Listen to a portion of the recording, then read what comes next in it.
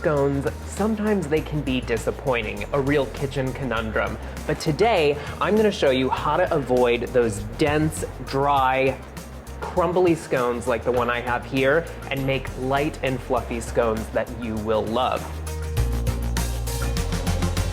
To start, I'm going to use a mixture of flour. So I have in front of me cake flour and all-purpose flour. Now I'm using a blend of cake flour because cake flour has a lower protein content than all-purpose flour. So what does that mean? Well, ultimately it will give you a lighter, more tender scone.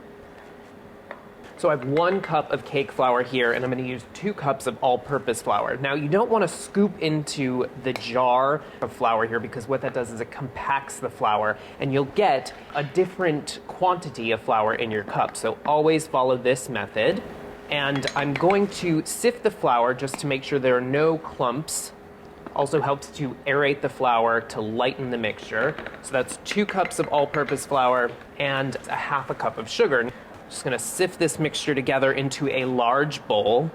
So one of the secrets to making really wonderful light and fluffy scones is having cold ingredients. What you need is chilled butter. So I have 1.5 cups of unsalted butter that I've cut into tiny little cubes, and it's icy cold. What it does is it creates tiny little pea-sized pieces of butter, and what that does is in the oven the butter melts and it creates steam, and that steam is what creates the flaky layers for your scone. Pour this flour mixture right into my food processor here. Now if you didn't have a food processor, no worries. You can use one of these. This is a pastry blender, and what it does is it cuts the butter into those nice sized pieces, avoiding your hands in contact with the butter, which melts the butter, warms it up. So into the food processor, I'm going to add 2 teaspoons of baking powder, a half teaspoon of baking soda,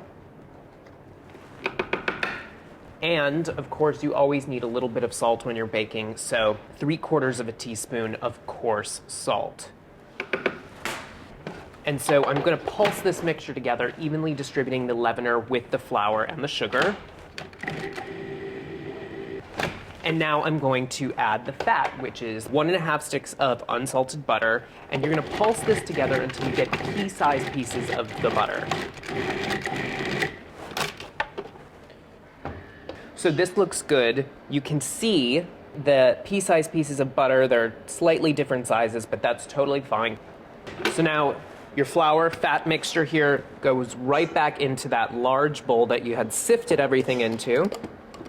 Now, if you were doing this by hand and the butter starts to warm up, at this point you can put this mixture into the refrigerator until the butter is nice and cold. Remember, it's very important to keep the fat really, really cold to get those flaky scones. Now, the butter is still nice and cold. I'm gonna create a well in my bowl here. I'm gonna add a 1/4 teaspoon of vanilla extract right to my 1 1/4 cups of heavy cream.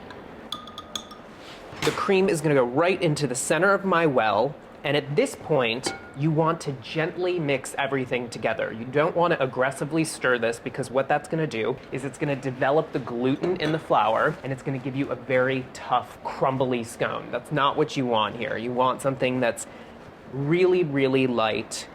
So just until the mixture comes together, it can kind of be a shaggy mess like it is right now.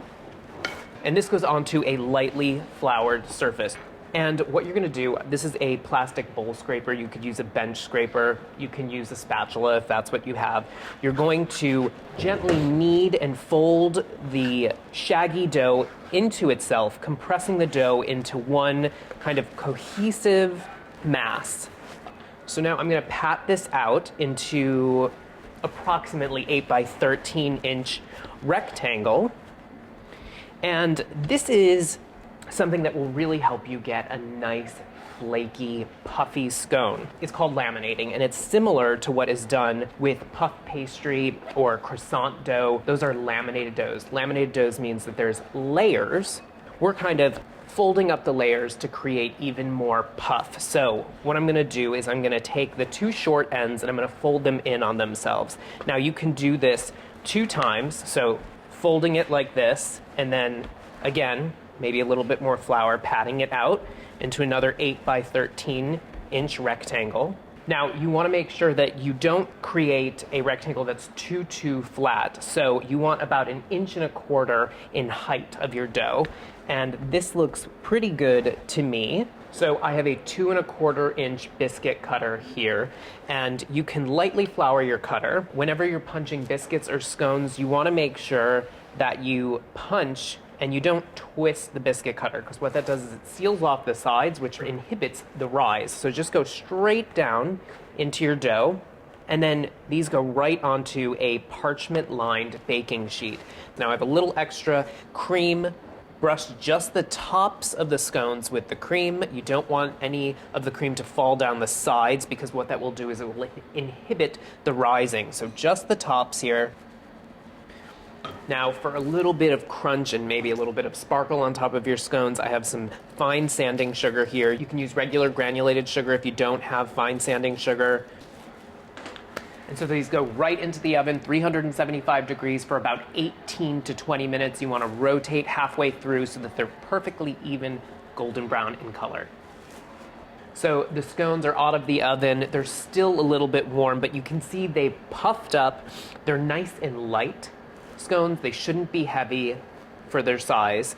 And I can't wait. Even though this is a little bit warm, I'm going to try one of these guys. You know, you can serve them up with a little bit of butter, or you can use jam. And as always, guys, if you have any baking conundrums or kitchen conundrums, write in the comment section below, or reach out to me using the hashtag kitchen conundrums, and I will solve whatever problems you throw my way. Enjoy, guys.